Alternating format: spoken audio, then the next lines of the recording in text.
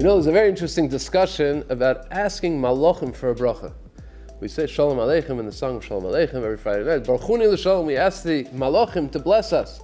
Sefer Keser Rosh from Asher HaKoyin, the Talmud of Chaim Volozhiner brings that the Vilna Gaon, the Heilige Gra was against it. He said you can't say Baruch Hu L'Shalom. How can you ask a malach for a bracha? Same with Machnise Rachmim that we say during Slichas. Our minhag is that we do say it.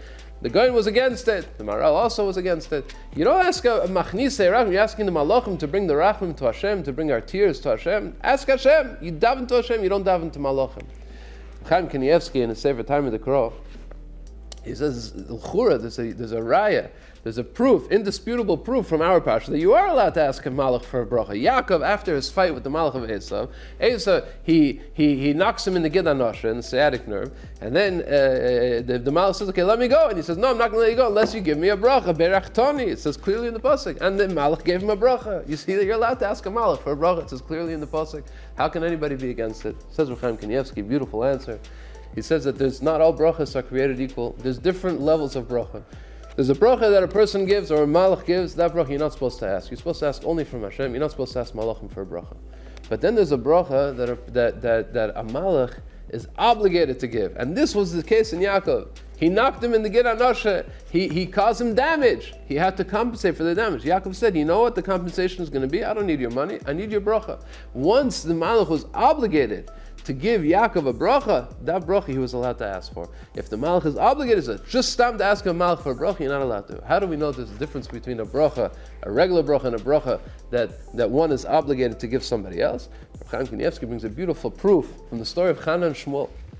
We know that Chana was davening for a child. She didn't have a child. She came to the Mishkan, and she was davening quietly. She was davening whispering. Why she was davening whispering? It was not accepted in those days to daven like that. Everybody davened only with pronouncing the words loudly.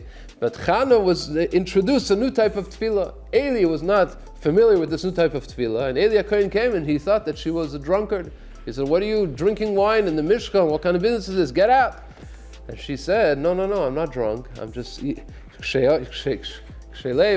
depressed, I don't have a child. And she explained what she was doing, and then Eli says, in that case, I give you a bracha, you should have a child. After that, the pasuk says that she was relieved, and she was sure that HaKadosh Baruch Hu would give her the child that she was waiting for. Asked Rav Chaim Kanievsky, if she was so sure that the bracha of Eli HaKohen would help, how was she so sure that it would help? And if she was so sure, then why didn't she ask him originally for a bracha? If she thought that Eli can give such a powerful bracha, why didn't she ask previously?